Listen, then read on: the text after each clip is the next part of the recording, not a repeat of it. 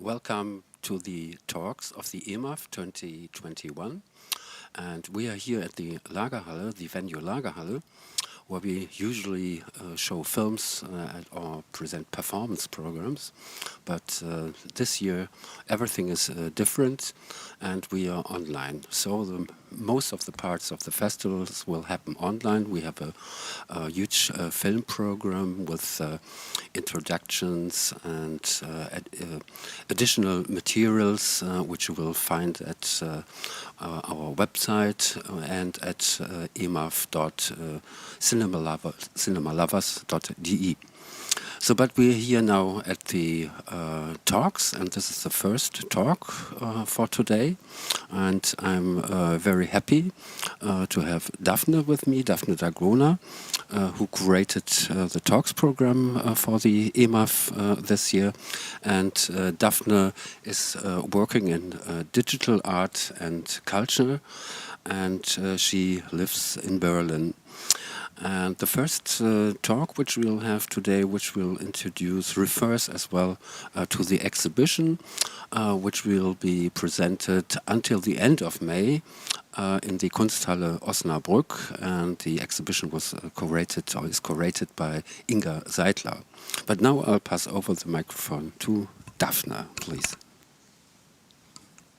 Thank you very much, Alfred. Thank you for the introduction, and thank you also for the invitation to curate the talks program this year. Hello to everybody watching us online, wherever you are. Allow me to briefly say a few words about the talks program, which of course takes the title of the festival, Possessed, as a starting point in order to discuss questions of property and control, with regard to land identity and information. At the core of the program lies the connection of today's forms of extractivism and exploitation to settler colonialism and racial capitalism. And within this context, some central questions that we wish to address through the talks of our speakers are like, what does the fight over a people's land, past and worldview mean nowadays? Which practices, knowledges, and experiences can help in shaping realities and futures beyond exploitation? And also importantly, what is the role of technology in this? As Alfred already mentioned, our first event, our first online panel is related to the exhibition, and it has the title Against Culture at Dispossession, Performing Bodies and Machines. We're very happy to have with us artists Nora, Al-Badri and Lerato Shadi, and also Lorenzo Sandoval, who will be the moderator. And I would like to briefly say a few words about Lorenzo, who is an artist and curator. He has won the art prize Generación 2017, which was presented in La Casa Encendida in Madrid, and also the prize Uwe Beca Deca Uwe Alvarez Margarit for shadow writing in 2017. He was nominated for the Berlin Art Prize also in the past, and he was part of the Miracle Workers Collective, which represented Finland in the Venice Biennale 2 years ago. Lorenzo is known to us in Germany and especially in Berlin, not only for his very interesting artistic and curatorial practice, but also because he runs the project space, the Institute for Endotic Research, together with Benjamin Bush and Amwefa Amusuvi.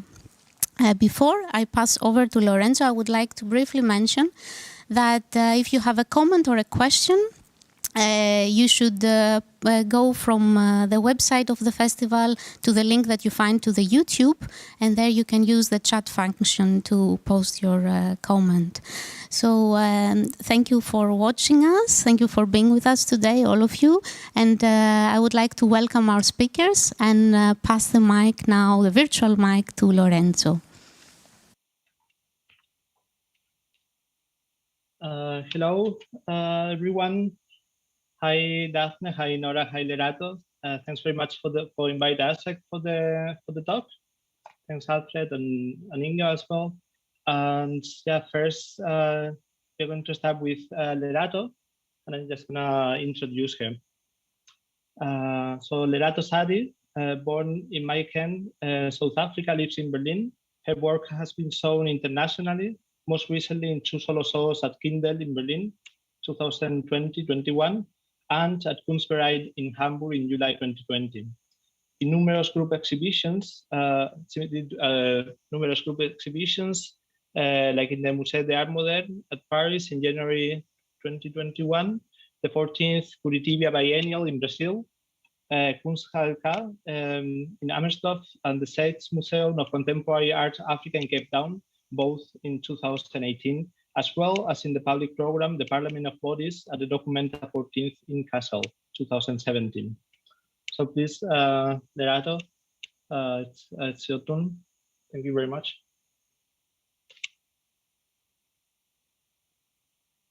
I think I can hear you. So I'm not so sure if the mic is on. Thank you for the introduction. Yeah, my mic was off. Thanks. And technology, yes. I think I'll go into presenting or talking about the work that will be presented on the festival. I'm sharing my screen now. And can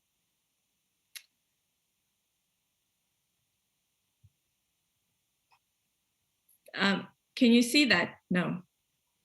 Hello, Lorenzo? No, now it's it was on, but now it's off. I don't know what happened there. Share. Can you see it now? No, not at the moment. I can see it. It's there. Oh, now it's there. Yeah, now it's there. Okay, great. Thanks, Nora. Yeah. The video that is part of the festival is titled Mo Tlhaba wa re ke namile, from Setswana idiom that says Phokotša re ke lebelo mo tlhaba wa re ke namile.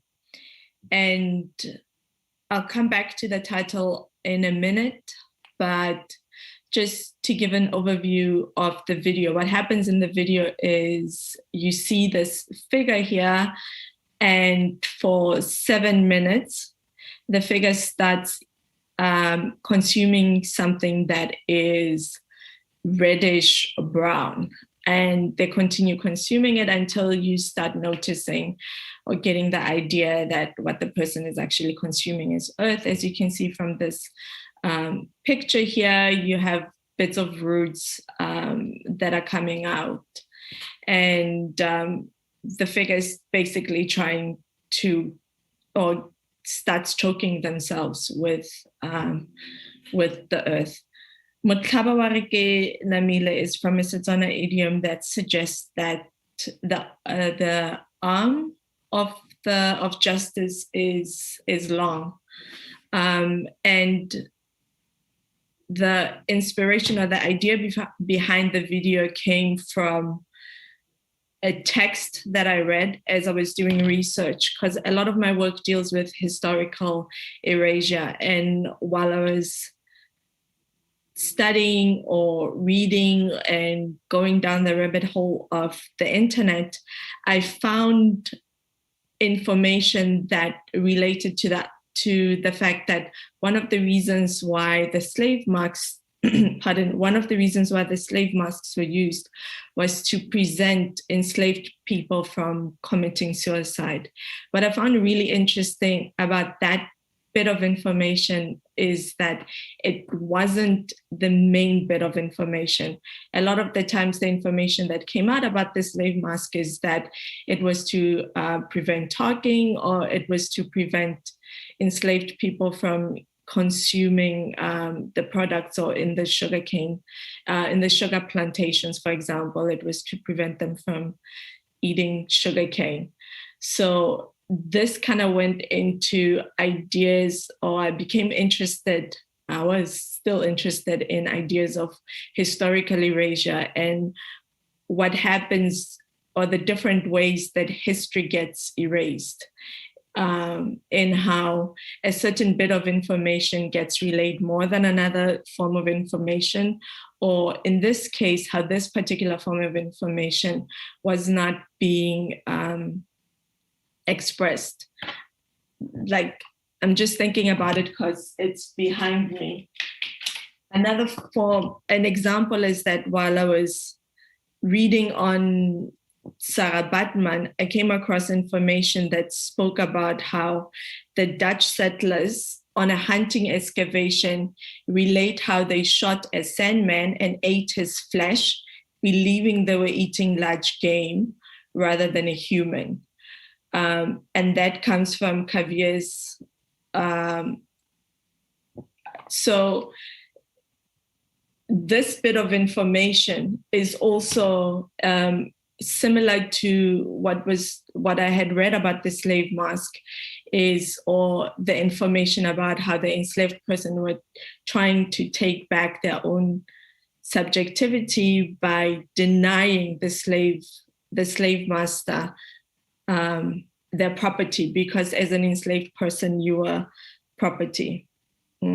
I feel like I'm going all over the place, but let's bring it back. The sand comes from Roydam, which is a farm that my grandmother owns.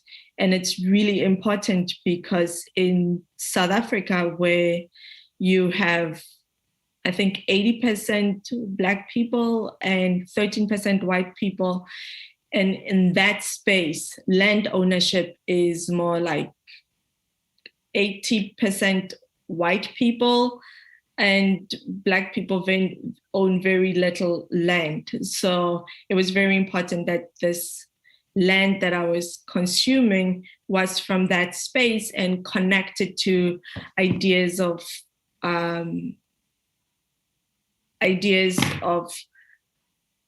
land grabbing, or ideas of how Black people don't own a lot of land in South Africa. This is really interesting. I feel like I'm talking to myself. I think there is a lot more that I'm not talking about. How much more time do I have? Lorenzo? I think you are quite good, actually. Yeah, we can go for a few more minutes. I think that's good for now. Yeah. Thanks for having the camera on. Yeah. Okay. Yeah, thanks a lot. It's like a very inspiring introduction. I think like the question you were bringing up now, which land it is the one you were eating, I think it's quite important, and it's not an obvious thing. Yes, so I think it's together with the things that are more present in the work, I think it's going to bring a few more questions for the discussion later. So thanks a lot for the introduction. Yeah. Now we're going to follow with Nora. And Nora Al-Badri is a multidisciplinary and conceptual media artist with a German-Iraqi background. Her works are research-based, as well as a paradisciplinary, post-colonial and post-digital. She was the first artist in residence at the Swiss Federal Institute for Technology and its laboratory for experimental museology. Her practice focused on the politics and emancipatory potential of new technologies, such as machine intelligence or data sculpting, non-human agency and transcendence. Al-Badri's artistic material is a speculative archaeology from fossils to artifacts or performative interventions in museums and other public spaces that responds to the inherent power structures. So wonderful. Thanks for the introduction. Let me share my screen for a second.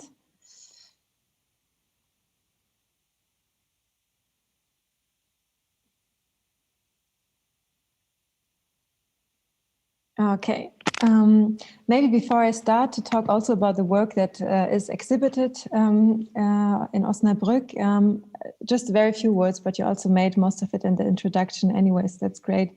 So maybe what I'm looking at is since museums digitize their collections and their objects, this is a form where there is a new digital space coming up, but it is as much post-digital as it is post-colonial, because we can see like many difficulties where museums are grappling with that digital assets, how they call it, as well as there is this huge collective, some say democratic potential about it, because it's accessible everywhere online. But the reality sometimes shows a big difference. And this is also when you look at the politics of representation, in which I look at a lot, because that you cannot dismiss it when you work with collections of artifacts. And I wouldn't say ancient, because that makes them dead artifacts, and I don't agree with that. So for me, the digital is more a social practice, and the most important part of it is that, yes, the internet started as a military endeavor, but actually there is a lot of emancipatory, decolonial and subversive space that we can work with. And this is from where I come from. And those collections is basically the digitized objects. I like to refer to them as techno-heritage, and that's a term I came across from a law researcher, actually, Sonia Katyal. She wrote about it when she wrote about rights about digital objects. But I'm always thinking that the digital object is an independent object of its own. It's not a slave to the original, but it has its own biography, object biography and history. And for me, it opens up a completely new space of repossessing, taking back narratives, basically, in the end. So today I'll briefly talk about this work where I'm expanding my practice on a machine learning based way by generating new synthetic archaeological artifacts, as you can see them here. So I'll briefly explain you a little bit about the technology as well, because without it, it doesn't really make sense.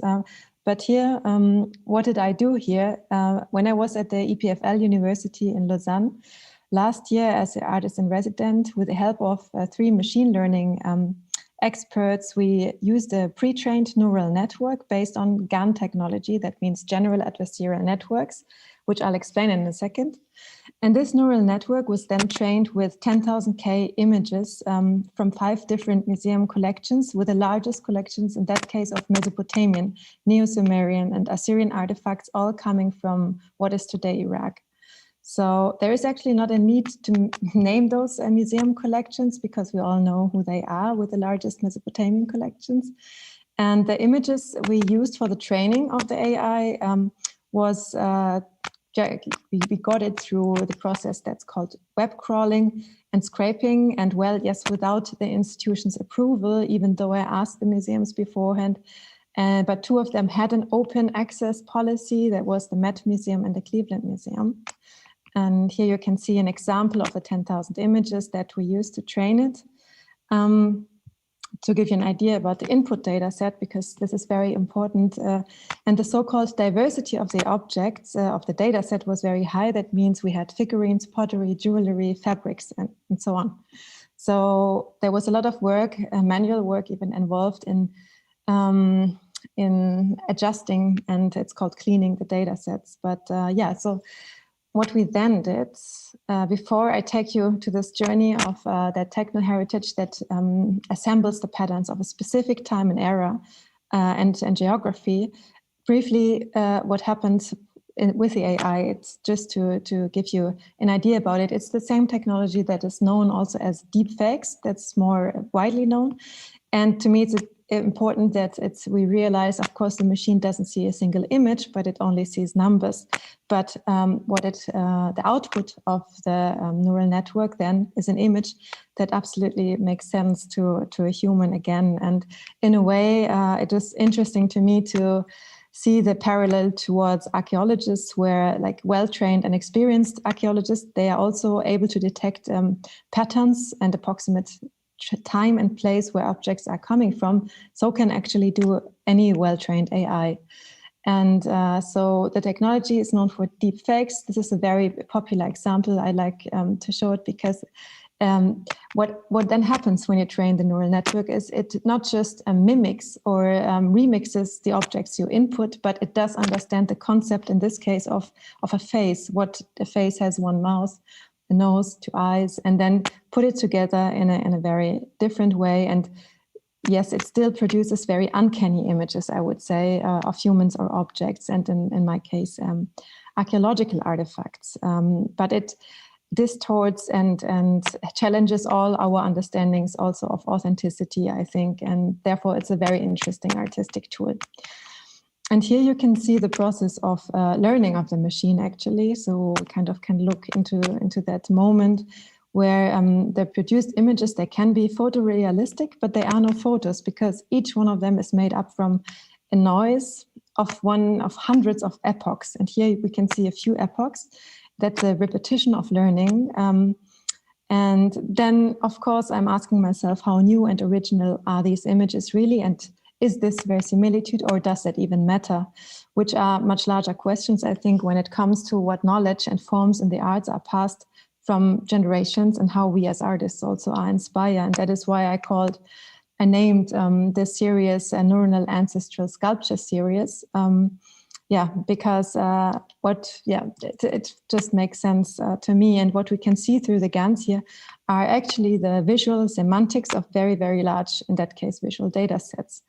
And in the latent space, that means that is the space which one as an artist can actually look into only through the machine. There is a lot of semantic content for us that I would say absolutely has meaning for us. So I'll scroll through a few of those generated synthetic images and images of objects, or some other are much more abstract, I think. And I think the abstraction also allows us here to contemplate the images and their language, to understand it as a form of visual memory. One second.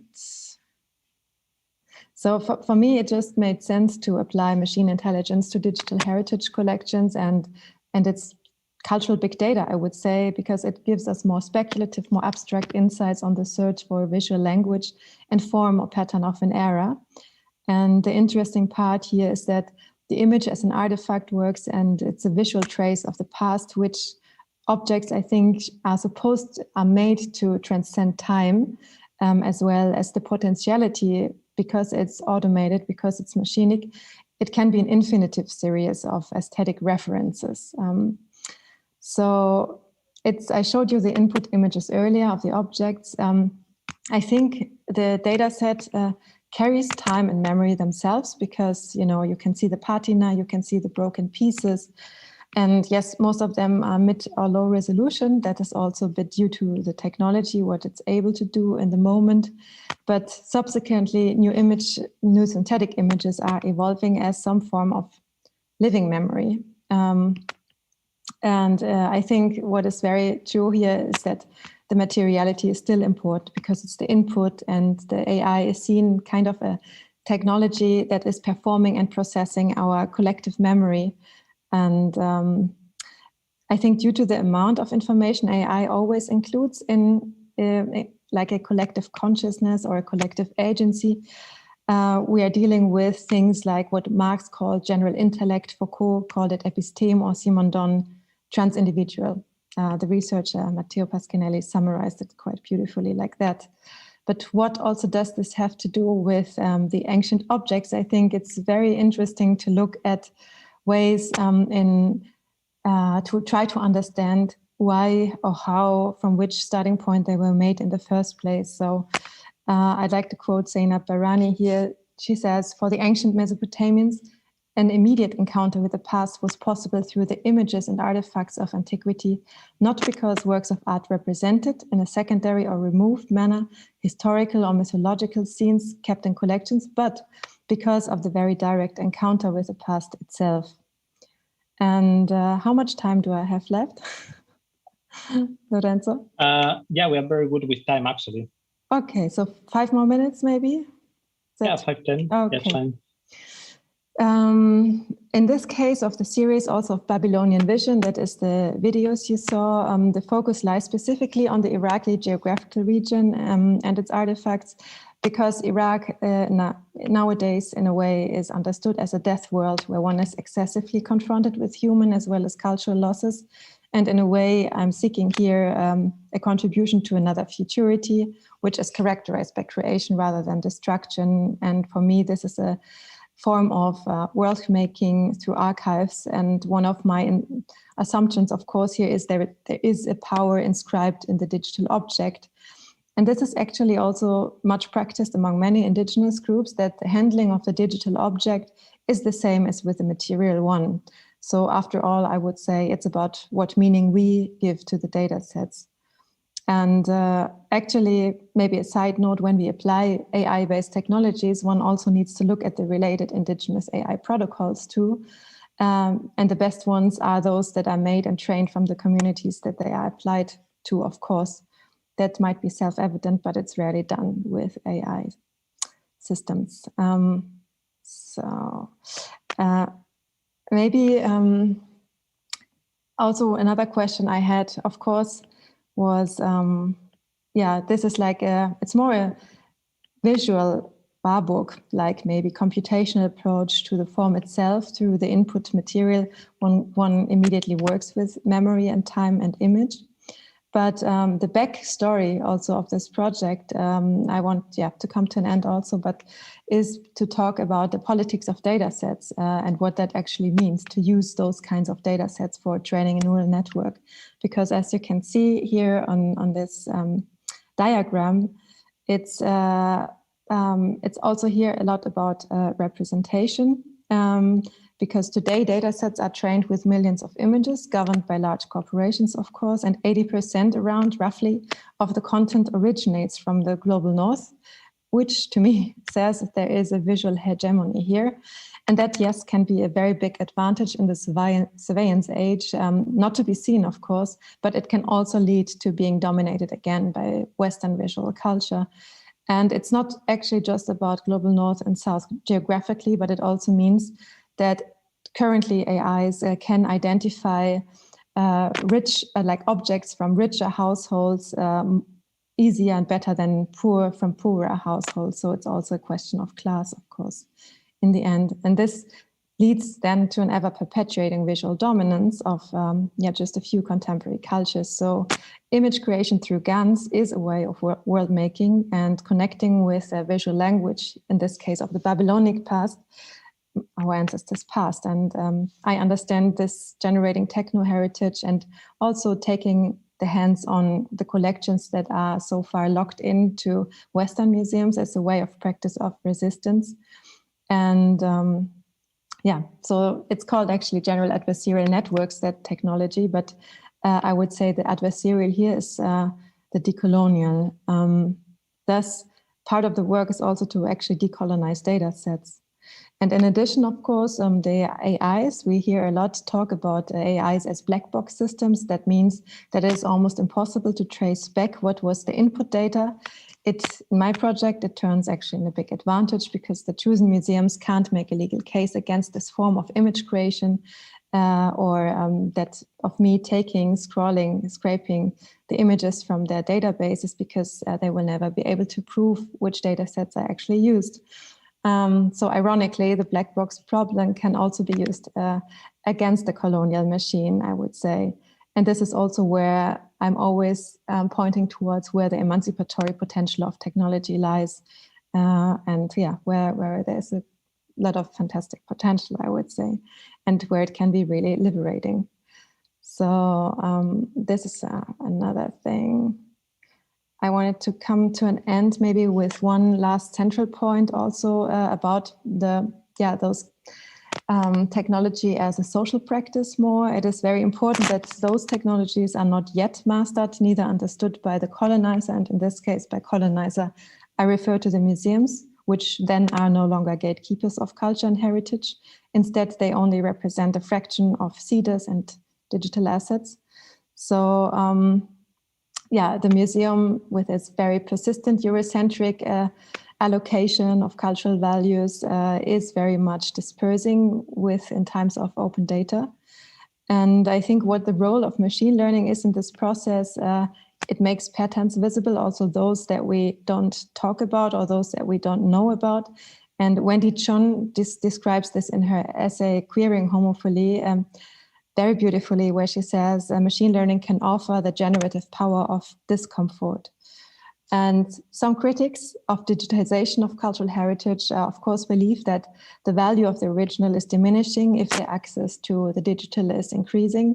But of course, yeah, I could not disagree more, because the digital, as you could hopefully see, opens very new ways of interacting with collections, remixing, or also activating the ghosts, and to more participatory, diverse, and decolonial approaches. So, yeah. So far, I'm stopping here. Thank you. Well, thanks very much, Nora.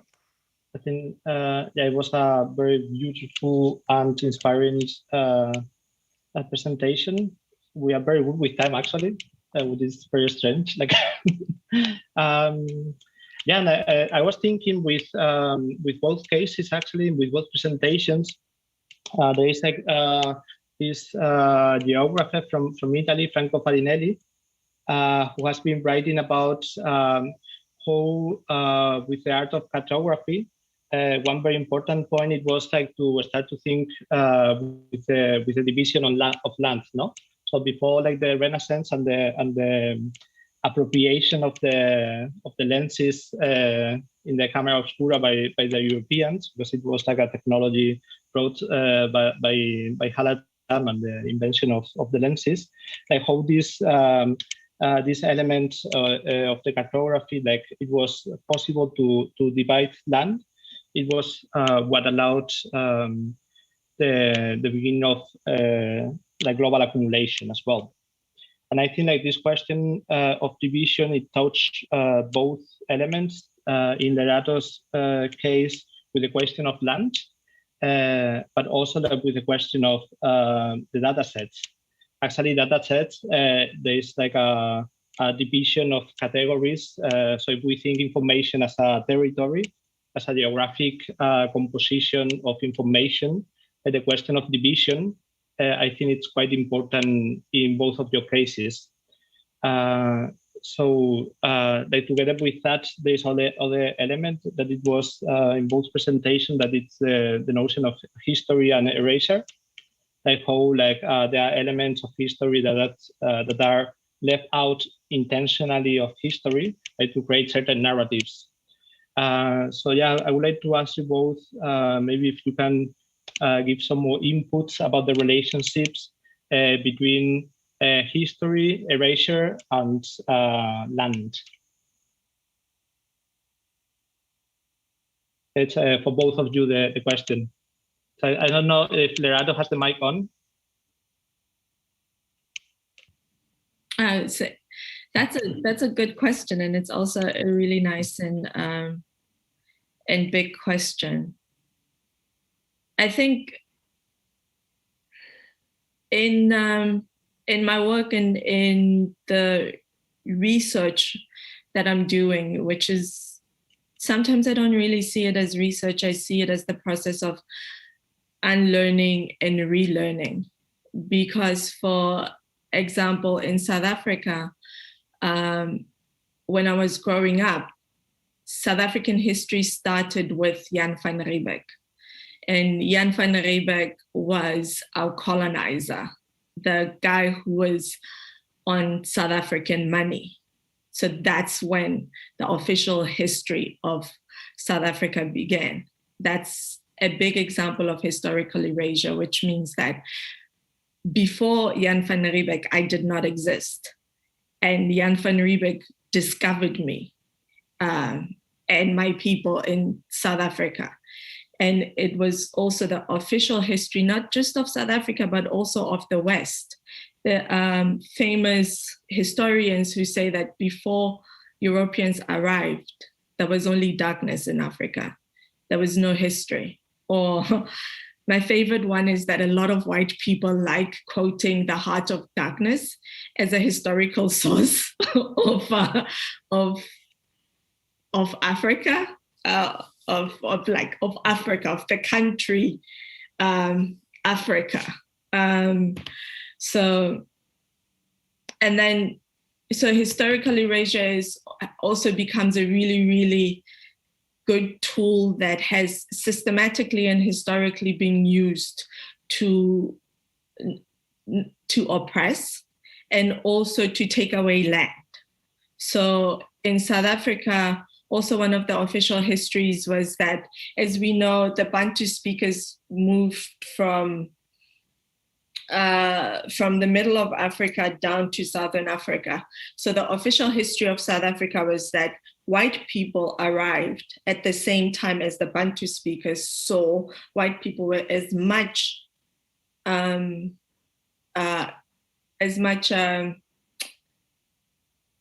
as much right to claim that space as their own as the Bantu speakers, because they kind of arrived at the same time, while at the same time Mapumbungwe and historical sites were being destroyed. If they were not being destroyed, historical artifacts similar to what Nora is talking about were also being destroyed or being hidden. When at the end of apartheid, then a lot of other historical artifacts started coming up.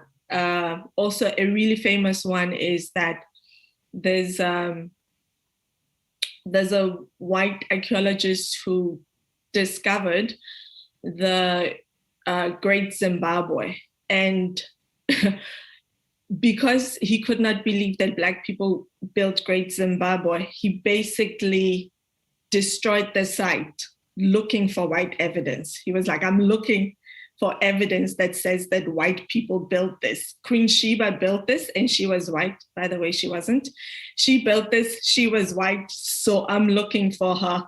And in doing that, he just erased and did damage. So anyway, for me, your question goes hand in hand with a lot of things, and it's really complex because historical erasure comes through in many different ways. It's not just erasing, like destruction. It's also not including. It's also miswriting people in history the wrong way, or misnaming them.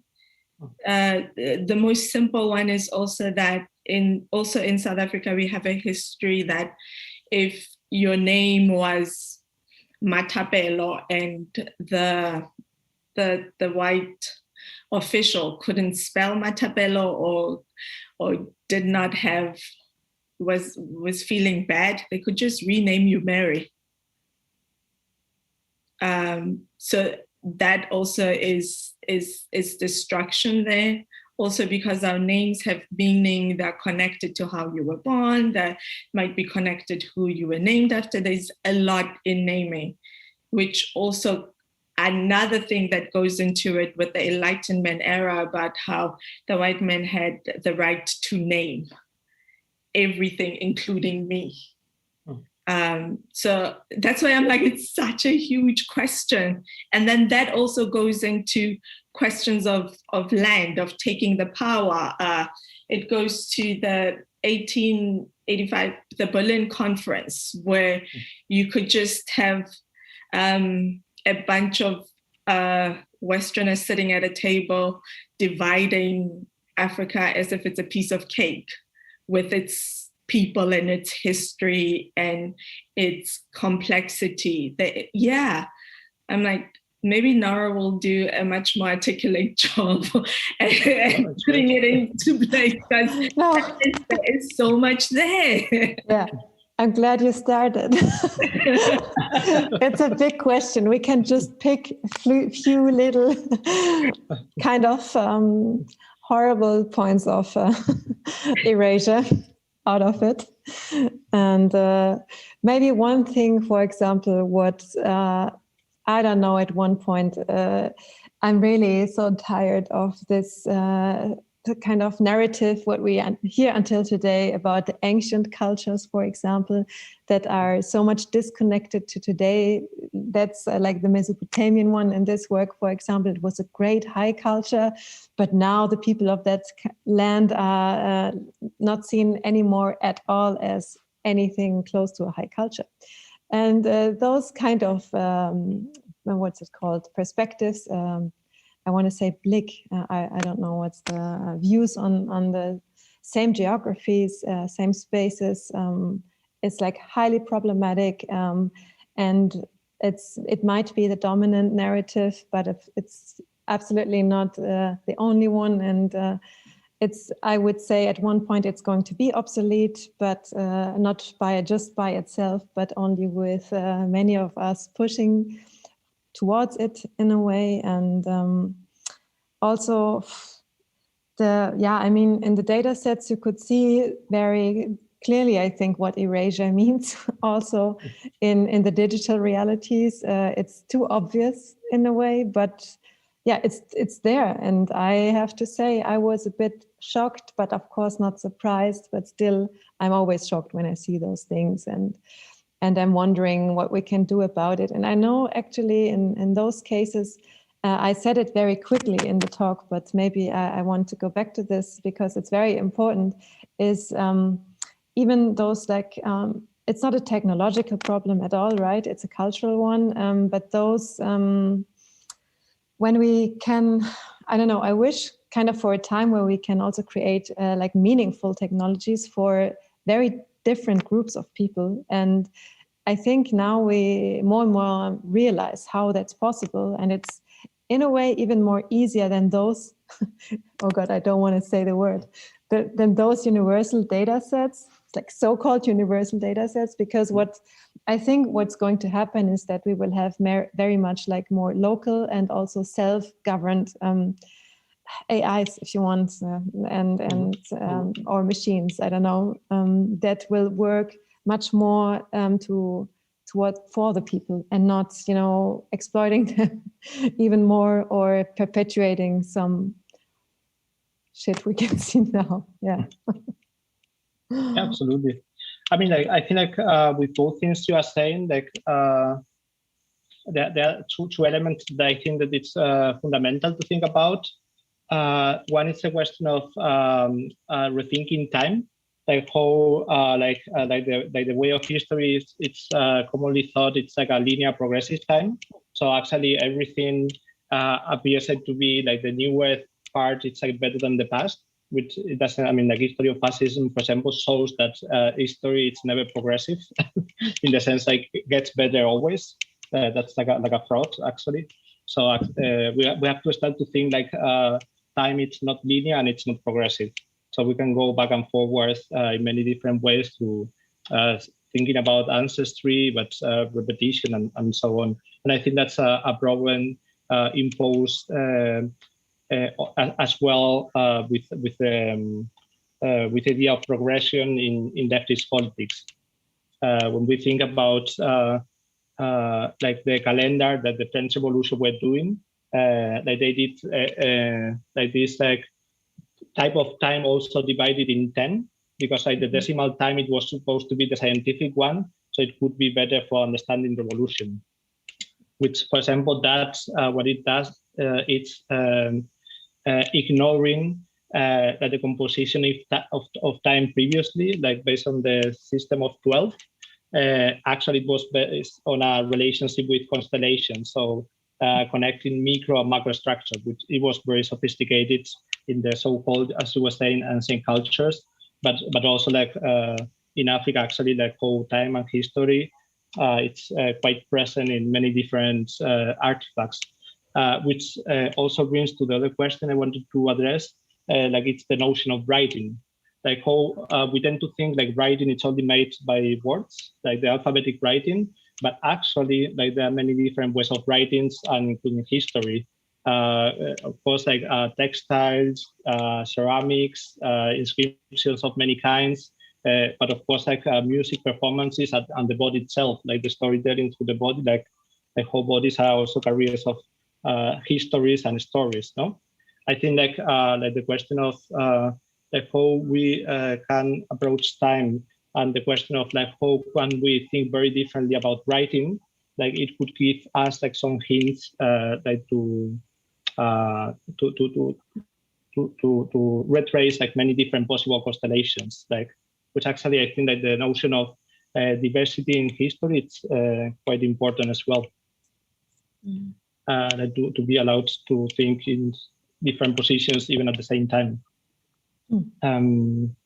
So like something else maybe like following this, like also like Nora, you were mentioning Mateo, and he has like this very beautiful text which is very inspiring. Like it's like 3,000 years of algorithms, which I was ready. Wanted to launch the question to both of you, like how like the objects contain material inscriptions of different types of ceremonies, which in themselves the ceremonies and systems of recording and performing information, to say algorithmic constructions. So how do you connect these museums items with trained algorithms? So is it technology, the technology itself of digitalization, a form of extraction? Of a form of what? Sorry. Extraction. Extraction. Yeah. How would you? Because you are proposing like how like the very same technologies like can be the ones helping us like to reshape things, but also I have the feeling like the process of digitalization itself of items, it's like a very strong process of accumulation and extraction, because like not everyone has the access to the means. I mean, I would say for any tool, not even technology, you can use it for a very good thing. Think of the hammer, or a very bad thing. Classic example, yeah. So, exactly. And so it's true, of course, that, yeah, in a way, it's a bit sad to see that in a lot of cases, I would say in too many of cases, it is actually used as a tool of extraction and even oppression. Clearly, really, but it's just because it's mirroring our world anyways. But so that we agree and we know it, I'm just more interested in the other part, because as I said, in a way, in the case example, for example, from museums and the cultural oppression, let's say, it is kind of a free space because they don't get it. And kind of we can sneak in, hack the museums, even intervene in their performances and use it not even against them, but for what we want to, what we want to tell. So that is the part where I usually I'm most interested in, at least in a practice. But of course, I see it's highly critical, and I agree that, for example, all those technologies for like digitization are usually not accessible to everybody. Even to follow our stream is not accessible for everybody, unfortunately. Unfortunately, and usually the least accessible. That's why I really hate the term digital native, because it's so wicked. Because usually it's the natives that have the worst access to digital means. So the term really doesn't make any sense, and it's completely. In Germany, we say irreführend. It's the opposite, actually. What is true? Yeah, absolutely. And like something you were talking which is quite interesting as well, that it's this notion of speculative archaeology, and also like somewhere else that you were talking about an archaeology. I think it's also like quite interesting and great terms. And I think also like connects with Lerato practice quite well. Like in the sense of like when you're talking about the question of the land previously, for instance, I think there is like an element of again coming back to the ratio of histories, but the question of speculation, and I would even add imagination, plays like a big part in the history writing. How do you think, like the question is to both of you, how do you think that this notion of speculation and imagination serves to processes of reconstruction and repair. I should go, right? Yes, please. You know, earlier when you were talking about writing, I was also thinking how we frame, because what I liked about what you did there is you opened it up to writing, including dance, music, ceramics, you know, much more broader, because that was really important, since a lot of the times I feel like what we think of writing is a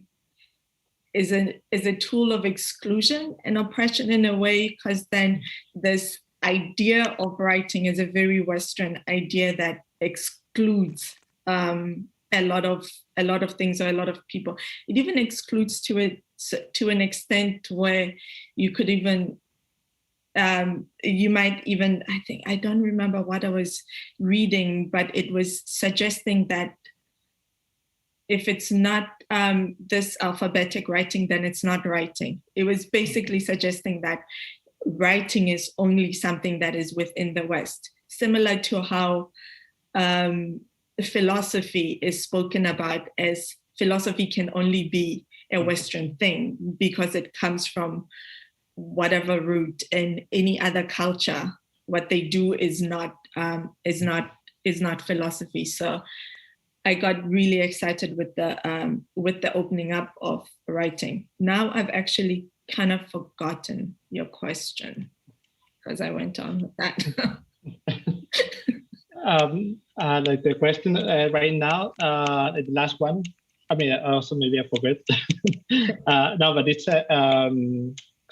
very good, like forgetting and trying to remember this. Like the question of speculation and imagination.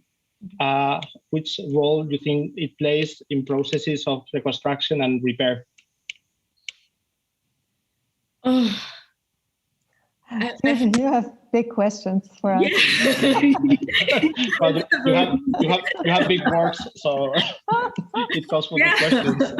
Thank you for that, Nora. His questions are basically PhDs. Yes. Yeah.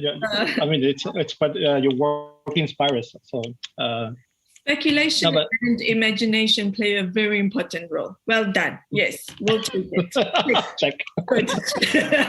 Take, yeah.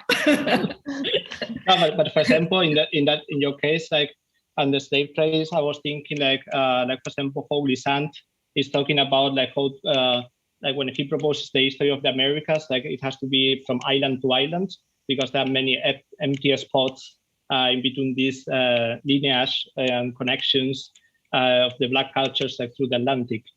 And because there are like these empty spots, one have to imagine and like the connections in between the different elements. So yeah, in that sense, I think it's what you are doing with your work. Is to trying to retrace these connections in between the stories, right? So yeah, yeah, it's true. It's like a big questions. Yeah, I don't know if now I think it's time to ask Daphne and Alfred. There are questions from the audience. I have a thing because which connects to Nora a little bit, because while you were speaking, Nora, I remembered because you're talking about accessibility, you're also talking about how AI comes from a certain space and it mimics the structures of the world that we live in. And it reminded me of the story of, you know, the Twitter bot? Which one? Yeah. Oh no, the horrible one. Yeah, where she came in at the beginning as a clean slate, and within 16 hours, they had to take her off because she was a sexist, racist, misogynist Nazi. Exactly. Absolutely true. Yeah, and when I saw, I hope I can see your video, not just the stills, but when I saw this, I mean, that is exactly like one very interesting, I think, way of what I would think is like speculative archaeology. It works with the earth, with the body. You know, it's another way of dealing with the same soil. And probably the same history even, right? And the same place, but in a different way. So it's very beautiful.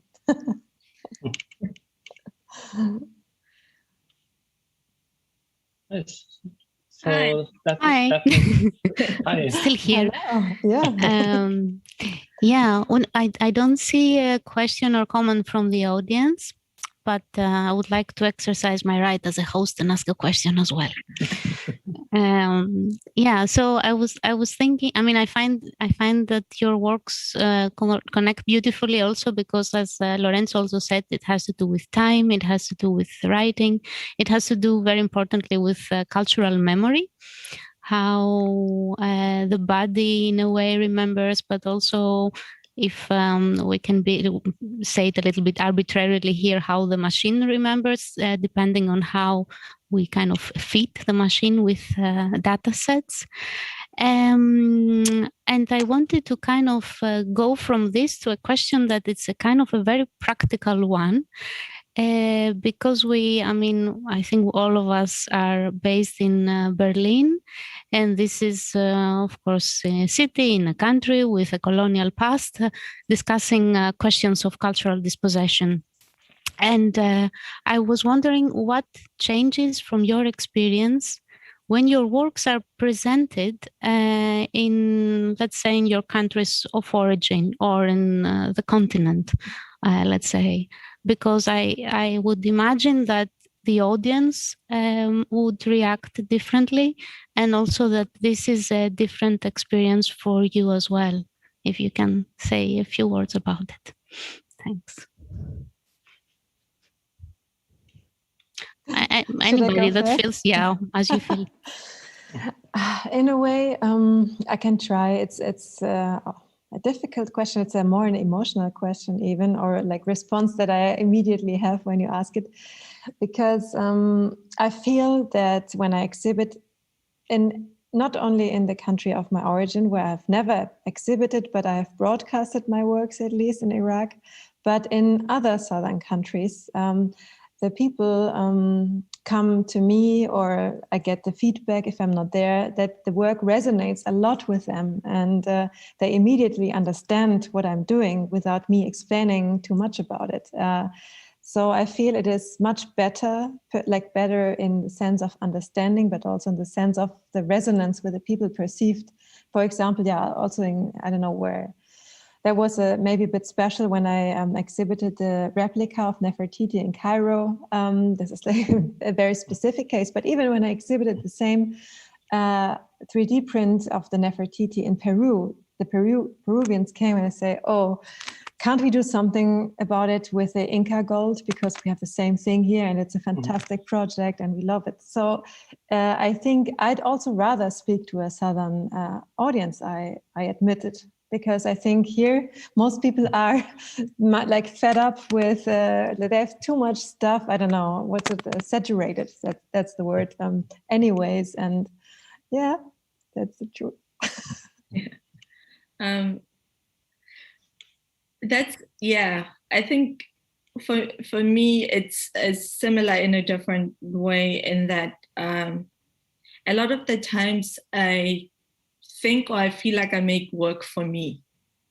And because I have a particular history and I come from a particular space, that means that, how do I put this? So, for example, I've had experiences where, because I put Setswana in my work, you have somebody in Paris or in Berlin or somewhere who's a Tswana speaker and go, "Oh my God, that was so great," to kind of walk into this white cube space that is not meant for me, and to find myself there, and to find it open for me. And a lot of the times I say that or a lot of the times, some of my works take the gallery space as a space of exclusion, and it takes it as a space of privilege and exclusion, because that's also how I've experienced it, where I walk in and I know that I'm not the viewer who has been spoken to, and I'm used to not being spoken to.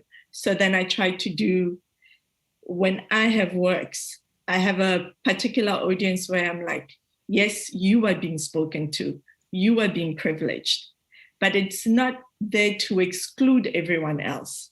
It's just that I kind of think of it like an interview I saw of Toni Morrison, where she was being asked, when are you going to write about Black people? And she was like, but you wouldn't ask a white author, when are they going to, sorry, she was being asked, when are you going to write about white people? And she's saying, you wouldn't ask a white author, when are they going to center Black people? Or you wouldn't ask a Russian author, when are they going to center Americans? They can if they want to, but you don't, it's not a question that you would ask them. And for me, I kind of take that, and I think that my audience, that's a Southern audience, kind of understands that. And I think if you broaden it out as well, if you have, and I think that it's, or at least I hope that it's different when marginalized groups claim space. I think it allows for other people to claim space. So Nora, as an Iranian, when she's claiming that space, it gives me permission as a South African to claim my space as well. It's very different if somebody who is from a dominant culture, who that space is made for them, and who has all those opportunities and is claiming that space. So, yeah. Mm-hmm. Mm-hmm. Absolutely. Nice. Wow, that was super nice.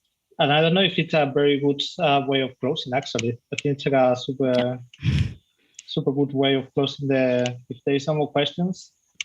Yeah, I think yeah, I think we should close now. I would like to warmly thank you, all three of you, Nora, Lerato, and Lorenzo. Thank you very much for your beautiful talks and the discussion. I would like to briefly say for our audience that we will be back in an hour from now with a talk by Heather Davis, moderated by Regine Rapp. Yeah, and that's it from us. Thank you very much and have a good evening for now. Yeah, thanks Thank all. you for having us. Thanks. Thanks, Ciao. Bye. Bye. Wait. Yeah. No, just after you switch it off. I had Is it switched off?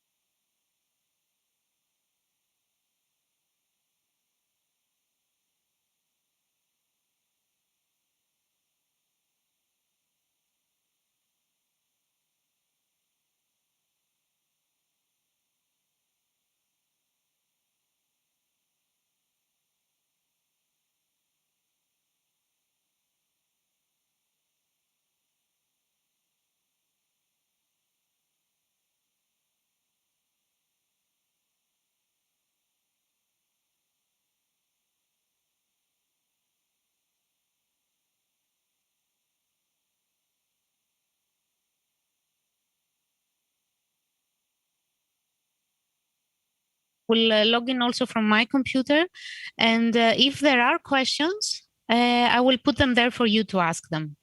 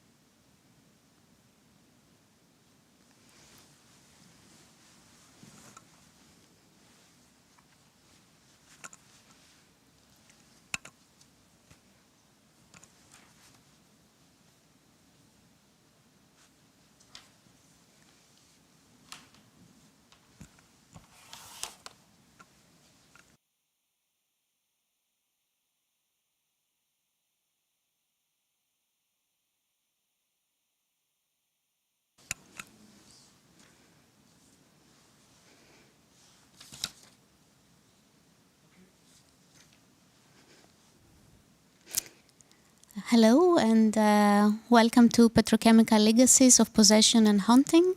My name is Daphne Dragona and I am the guest curator of this year's talks program. I would like to briefly say that the program of the talks for this year explores what possession and being possessed means nowadays. And it specifically examines the connection of today's forms of extractivism and exploitation that might be related to natural resources, to human power, or also to data. It explores this connection to forms of colonialism and racial capitalism. And it also importantly sheds light to networks and ecologies of opposition and resistance. This evening's talk will be looking into plastic as a form of inheritance directly linked to racial capitalism, to past and future time. We are very happy and honored to have with us Heather Davis, who will present part of her most recent research, as well as Regine Rapp, who will be moderating this conversation. Before introducing Regine, I would like to quickly say that if you would like to post a comment or ask a question, please use the chat function on the YouTube channel. There is this possibility and we will have a bit of time at the end for questions from the audience. Now, about Regine Rapp, she's an art historian, a curator and a co-director of Art Laboratory Berlin. She researches, curates and publishes on 21st century art interfacing with science and technology. Her research also focuses on modern and contemporary installation art, artist books and art and science collaborations. She taught art history at Burg Gleichenstein Kunsthochschule Halle. Recently, she published Hybrid Art, Kunst jenseits des Anthropozentrismus, published by Kunstchronik. And she also co-edited the book Mind the Fungi, published by TU Berlin University Press. This is it from me, and now I pass over to Regine.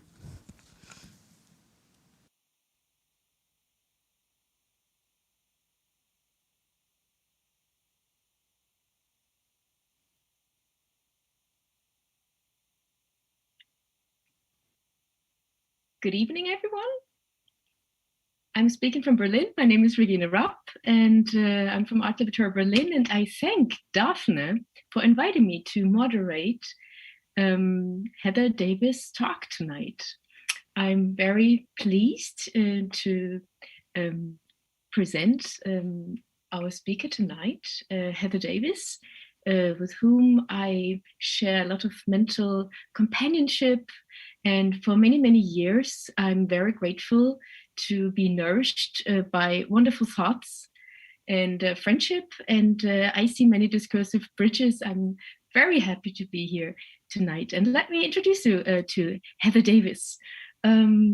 So from the academic background, I can tell you Heather Davis is an assistant professor of culture and media at Eugene Lang College at the New School in New York. And Heather's publication can be found in art and academic publications on topic, and you probably would have guessed it already, contemporary art, politics, and ecology.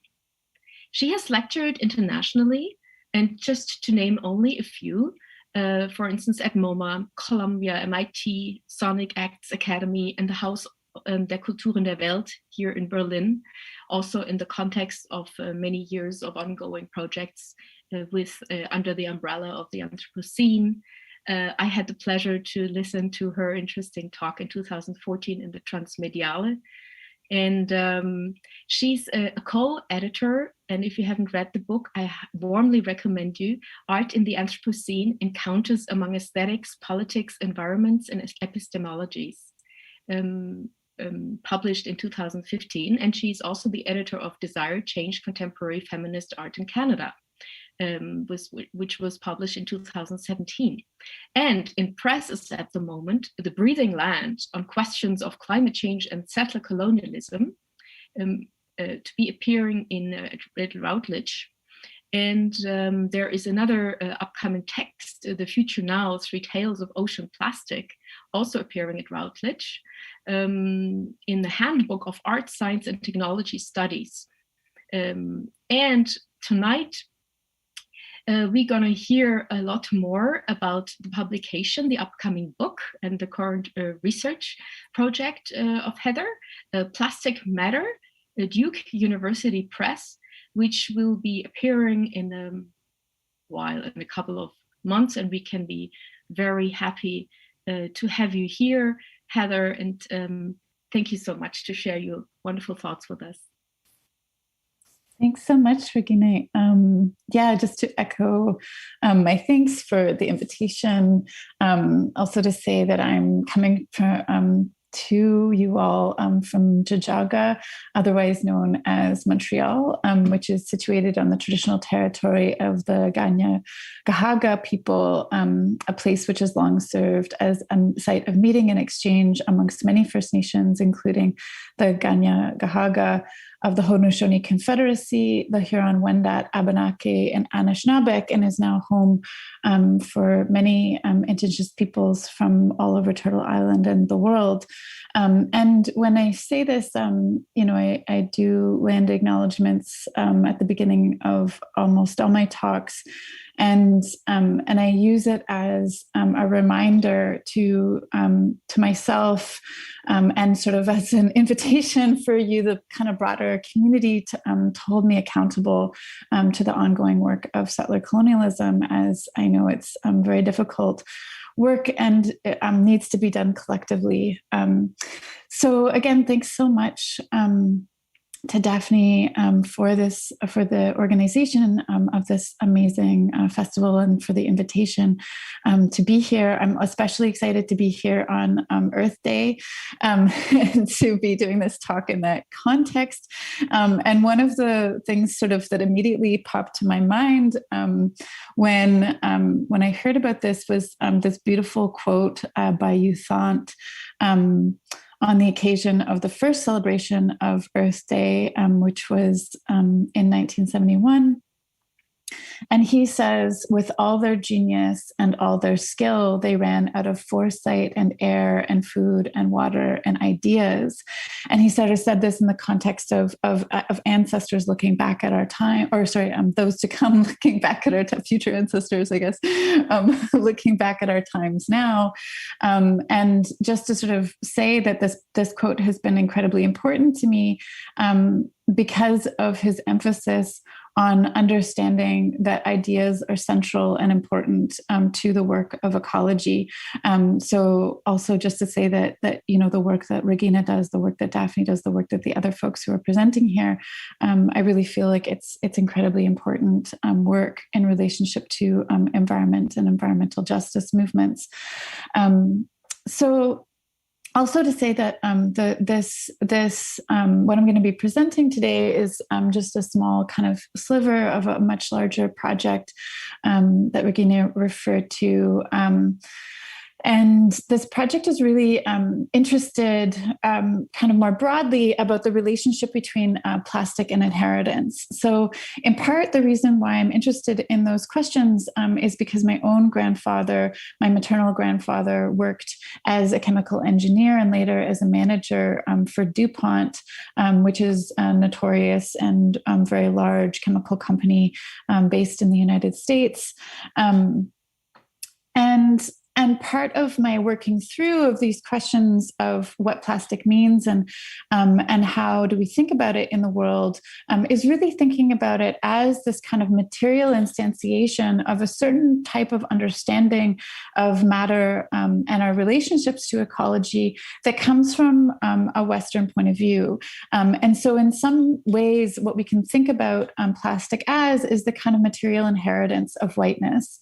And then this has now been transmitted all over the world. And of course, even if we no longer adhere to those kinds of philosophical assumptions about the relationships to matter, we're still stuck with this kind of material remnant of a previous mode of understanding. And I've also been really inspired by a lot of Kyle Powys White's work. And if you don't know his work, I would highly recommend it. And he describes our present moment as living in my ancestors' utopia. And he doesn't mean me in particular. He means all of us who are white settlers on this land. And he says that, you know, the part of the work that we need to do is grapple with the fact that this is our ancestors' utopia. This is not a dystopia for them. And so what do we do with that type of an inheritance as well? Not just the material inheritance, but also this kind of philosophical inheritance, and understanding that even if this is maybe not my idea of a utopia, it has certainly benefited and structured my life in all kinds of ways, including sort of my ability to show up in these kinds of forums with the kind of education that I have. Okay, so I'm going to start screen sharing and get into some other questions. Okay, upon first glance, this photograph may appear somewhat banal. It pictures an empty lot, a cement foundation, hedges on either side, a road in the background. It is a photo of abandonment, a photo of what remains. It looks as if it might once have been a driveway, now ridden with cracks, plants pushing through. The hedge on the left still retains a round shape. There are tall trees rooted in a lawn that still looks like a lawn. Was this someone's home, a business? The move feels recent, as if with little effort the lot could be restored. In that animated yet abandoned state, it seems haunted. The photo is part of the series Nostalgia by Courtney Desiree Morris, and you can find the whole series on her website. And the other photograph I'm going to show is also from the same series. So solastalgia is a neologism, in case you haven't heard of it before, coined by environmental philosopher Glenn Albrecht. Intentionally playing off the word nostalgia, solastalgia refers to the distress produced by environmental change while people are still directly connected to their home environment. In other words, it describes the loss of a place in place. This is the type of loss that people are experiencing all over the world as climate change and other factors linked to extractivism rapidly reshape ecosystems through flooding or wildfires or drought or pollution. It describes how a place once familiar has been slowly made foreign. Unlike nostalgia, a loss produced by movement, it implies that there is no possibility of return. In Morris's series, Solastalgia described the forced displacement of her grandmother's community, Mossville, Louisiana, which is where these photographs were taken, through plastics and other petrochemical production. So in case you have never heard of Mossville, which is a very small town in southern Louisiana, it's historically a community of free Blacks from the South. It was really a haven for Black families and communities. It was really a vibrant center of refuge and revitalization for many, many years. And then there was a real encroachment by petrochemical industries into this area, and then a few years ago, about 5 years ago, Sasol, which is a petrochemical company based in South Africa, they built another petrochemical plant in the area. And as a part of that, they recognized that the area was so polluted, the air and water was so polluted, that they bought out the residents and asked them to move. And so now this town is mostly abandoned. And you can really see this as this kind of solastalgia, the undermining of a place in place through these kinds of infrastructures of white supremacy, and through these environmental injustices. And we can see that very concretely in this particular example. So we often also think of plastic pollution as the problem. When I think most of us think of plastic and the harms that come from plastic, we often think of, end of life after the consumer has used a project, leaving aside its relationship with oil and with petrochemical production. And so what I'm going to be focusing on here is actually the petrochemical production aspect of it, and not the after the consumer, because I think in some ways this is really the place where you can see most clearly this kind of material instantiation of whiteness and white supremacy through the weaponization of oil in the form of plastic. So the slow violence in Mossville and throughout the region in southern Louisiana, which is sort of well known for the amount of petrochemical companies and their associated toxicities, concentrates and accumulates white supremacy through plastic infrastructures. So PVC, which is primarily what is produced, or which is one of the primary products of these petrochemical manufacturing in the area, and which is primarily used for building infrastructure. It's not something like polypropylene, for example, which is, or polyethylene phthalate, which is, or sorry, PET, which is used for water bottles or other kinds of packaging that we more closely associate with plastics. In this case, it's really PVC that's used in building materials, which exhibits what Morris calls the raw materiality of race, which describes, quote, how the state and the private sector rely on common sense ideas of racial difference that mark Black communities as violable and disposable, end quote. So as famed environmental justice scholar Robert Bullard makes clear, the economic developments of the regions in the South largely do nothing, and here he's talking about the Southern United States, largely do nothing to address social inequalities and injustice, but rather often serve to exacerbate them. So evidenced in the unlivable cycles of petrochemical pollution and coastal erosion, which is also linked to fossil fuel extraction that serve to undermine vibrant Black communities. And I should also say that these petrochemical companies operate by way of very large grants from the Louisiana government. So it's not just the private industry who is encroaching. This is very much also an action by the state. I should also say, though, that because of some of the incredible activism on the ground by all kinds of folks, and in particular an organization called Rise St. James, which is located about a couple hours away from where Mossville is, that they've been making a significant impact on not necessarily so much the pre-existing infrastructure, which is much harder to deal with, but at least on the kind of advancement or encroachment of additional petrochemical industries. So, for example, Rise St. James managed to convince a motion in district court in late 2020 that suspended a new petrochemical plant to be that was proposed for their area by Formosa Plastics, and that in late 2020, the air quality permit was overturned, so that they cannot build at the moment. They cannot build this new petrochemical plant in the area because the judge cited concerns over environmental racism, which are very well founded. And for anybody who's interested, I would really encourage you to look into it, but also to come to Amani Jacqueline Brown's presentation on Saturday at 5 p.m.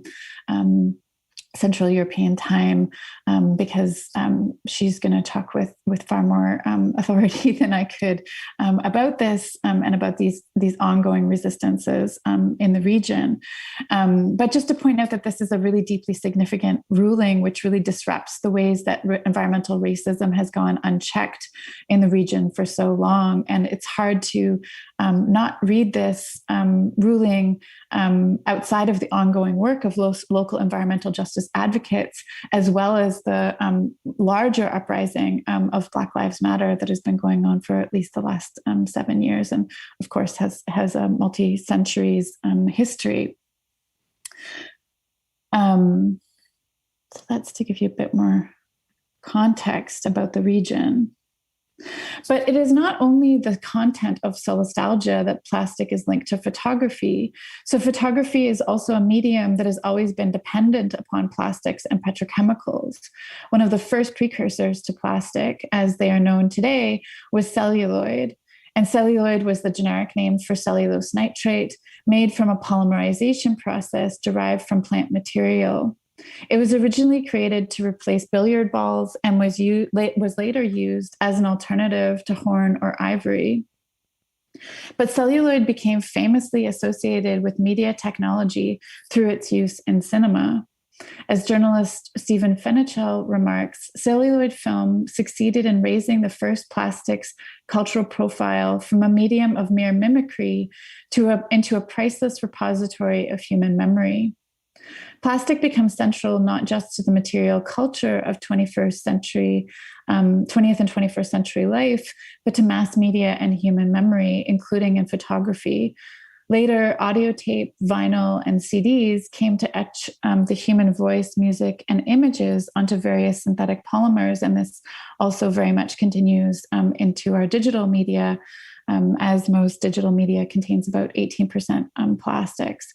So the worlds of art, representation, and imagination now rest on plastic and oil as their base substrate.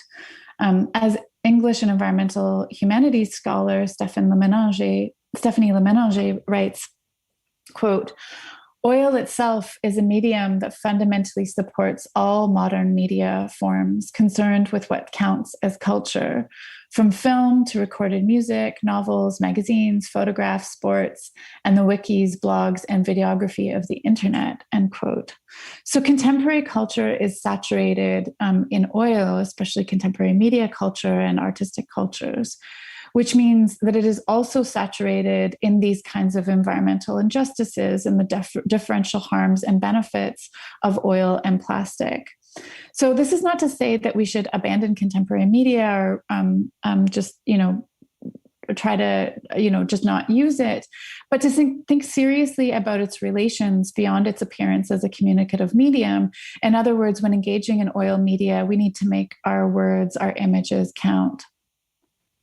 So I want to suggest that plastics make up in mass and digital culture, the fact that it has become a medium through which life in the 20th century is negotiated, involves also a haunting.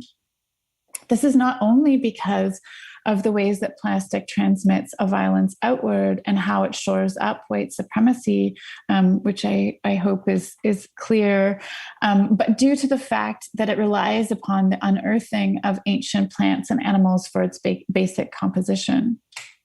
Plastic can, in this light, be thought of as a medium, communicating with long dead organisms to make their vital presence felt amongst the living. The unearthed beings of fossil fuels released in our present day through vast communication networks represent these multiple hauntings of immediate and more protracted violence in the form of toxicities and also in the undead relations of fossil fuels themselves. For plastic relays deathly messages back and forth across its networks while instantiating consciousness of deep time and extending precarity and toxicity into the deep future. Photographic prints now use polyethylene coated paper, polymer film, and ink that is made of a plastic base. They utilize fossil fuels as the medium through which images appear. But these long dead organisms also transfer their own messages. So in literary theorist Roland Barthes' famous discussion of the punctum, which I'm sure many of you or maybe all of you are familiar with, the wound of photography that grabs the attention of the viewer, he speaks of a simple family photograph of his mother as a child, viewed after her death, and insists on the utter irreplaceability of her suffering and her life. The photograph operates, Barthes argues, as a melancholic accounting of the passage of time. The subject is frozen in time, in a deathly state, through the capture of the image, We are forever looking back at a moment past, even when that moment was a second or two ago. The photograph is a continuous reminder of the inevitable passage of time, a record of life's passing. Yet in light of the fossil fuels that compose that image as an object, Barth's photograph can also act as a fold in time, collapsing and compressing past, present, and future deep geological time, and also possibly future as the plastic does not easily decompose. Through plastic, the photographs become the medium not just to our loved ones, but they then transmit petrochemicals out into the land and into people's and other beings' bodies. As Barth argues, quote, "It is often said that it was the painters who invented photography by bequeathing it in their framing, the Albertian perspective and the optic of the camera obscura.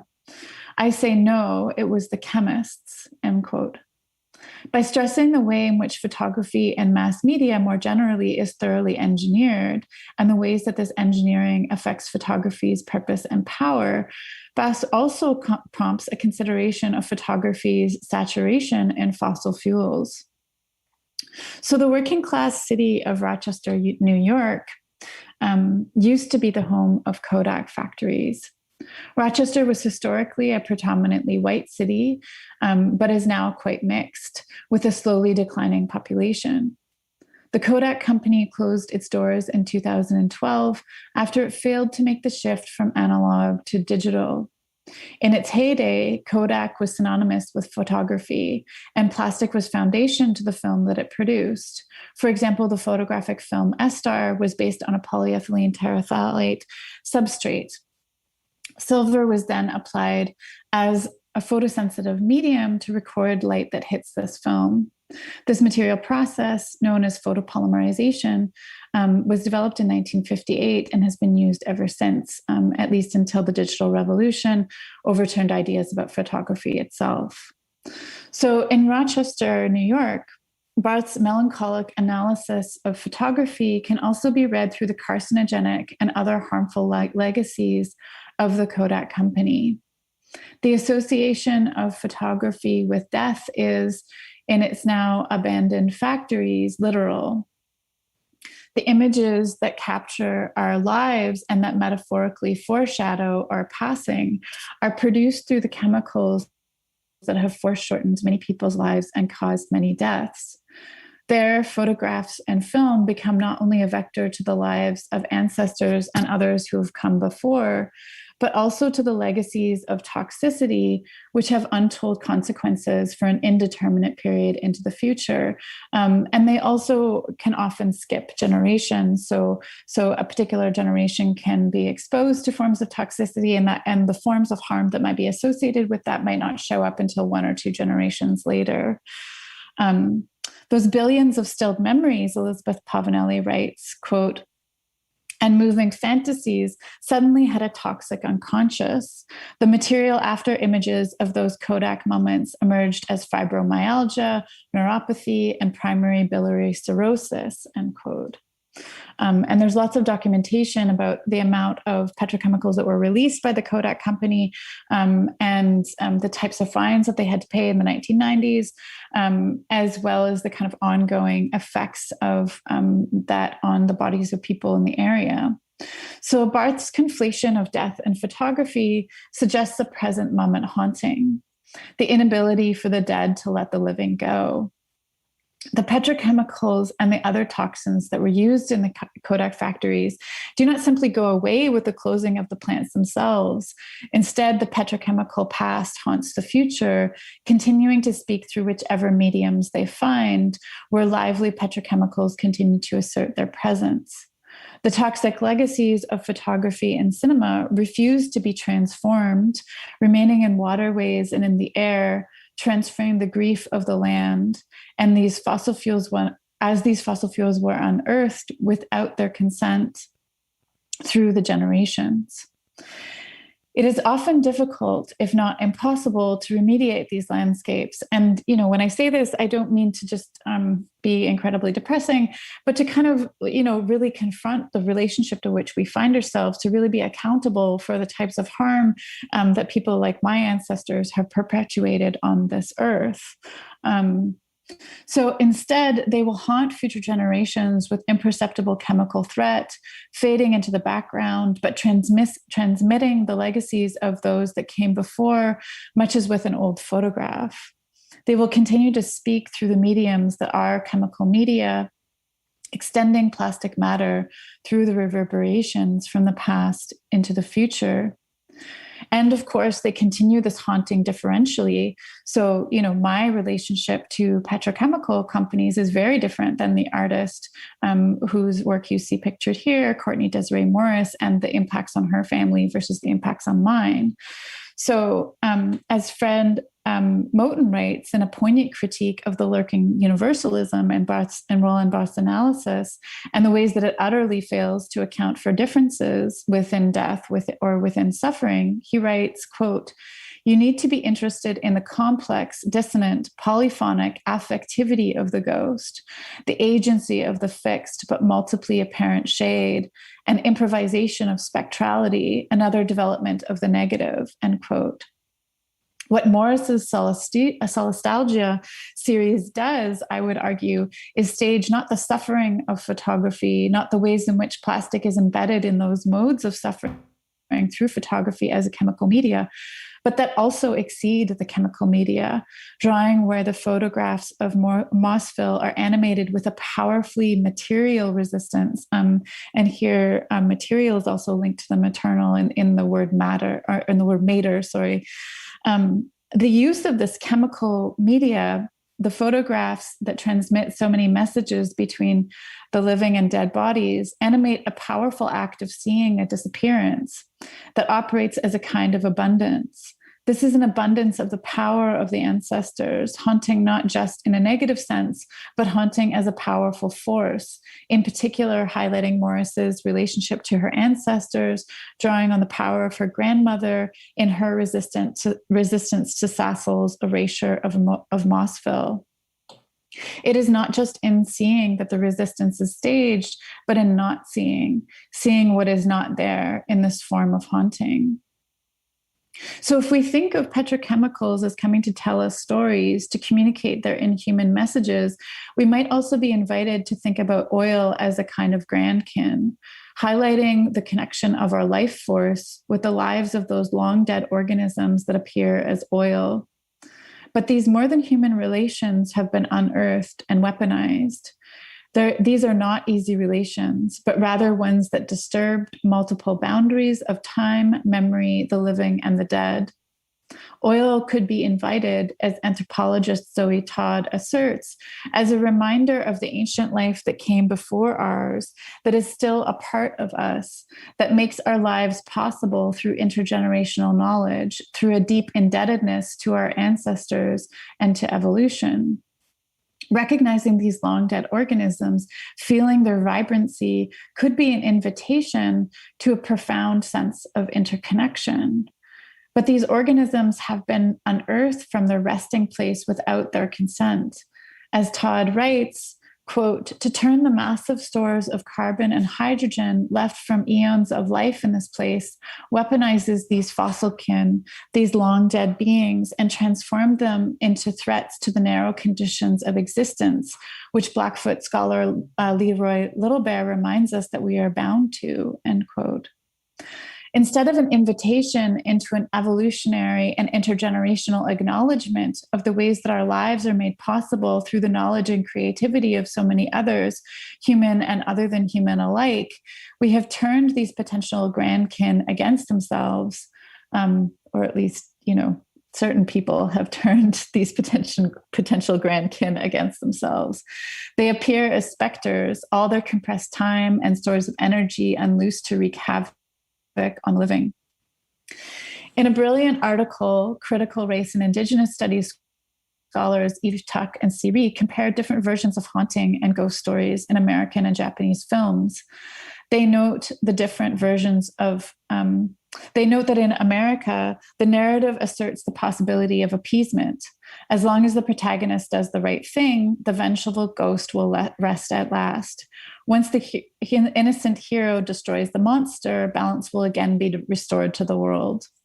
In the Japanese films, on the other hand, the ghost often cannot be appeased, and the hero does not think herself to be innocent or try to achieve reconciliation or healing, only mercy, often in the form of passing on the debt. Instead, people are forced simply to live with these ghosts.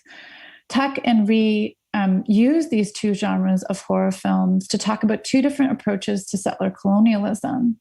In the American version of the ghost story, the settler is an innocent bystander, incomprehensibly attacked by a specter that will not leave them alone. We could read this as the continuing demands for land back, reparations, or abolition that fall on uncomprehending ears of white settlers, or the narrativization of white fragility that includes death paranoia. The ways in which in a white imagination we often project out the things that we have actually done to other people and imagine that that's what people are going to do to us, when in fact people just want to be left alone. So the Japanese narrative describes something else. It describes a reckoning with the total violence of slavery and settler colonialism. It describes the ways in which there is no resolution or reconciliation, only the possible hope of mercy, and maybe learning from having to sit with some of those difficulties, right? It describes a temporality that is indeterminate. It refuses progression, and it instead asks us to sit with what has been done, understanding that the harms committed are permanent and the lives taken cannot be returned. So Tuck and Rhee continue, quote, "Haunting doesn't hope to change people's perceptions, nor does it hope for reconciliation. Haunting lies precisely in its refusal to stop," end quote. This understanding and the ongoing and insistent legacies of plastic as an extension of the ecology of white supremacy functions precisely in its refusal to stop. For the toxicities unearthed through plastic are not going away, and Black and low-income communities are left with a devastating mess, a place that is no longer their place, a grief that is set into the land that then has to be dealt with. So plastic's increasing production means that these harms will also become more commonplace, because despite the fact that there's been all of this kind of attention to plastic and plastic pollution in recent years, especially since the beginning when I started this project about 10 years ago, there has been no slowing or shortage of the amount of plastic being produced. In fact, it's still accelerating. So just to conclude, under the conditions of white supremacy, knowledge systems and institutions are not well versed to attune to these hauntings or to all that has been lost. White institutions don't want to do this reckoning, I would say, for the most part. This is especially true because the social is built upon the disappearance of those losses.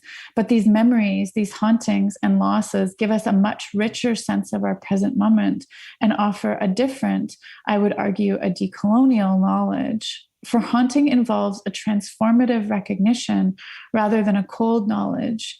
To make a world otherwise will only be possible when we face what has been lost. For haunting is not the same as racial exploitation and oppression.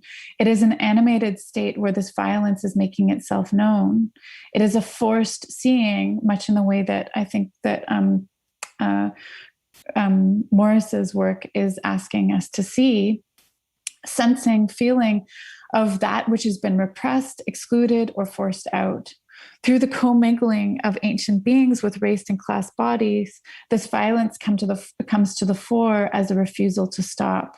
In Avery Gordon's account of haunting, she points to its strange potentiality. She says, "To be haunted in the name of a will to heal is to allow the ghost to help you imagine what was lost that never even existed, really. That is its utopian grace." And this is a utopian grace, barely recognizable as such, a queer, toxic opening that offers little safety, but potentially some solace through lines of relation that open onto ancestors, those to come, and the more than human world. Thanks, I'm going to end there.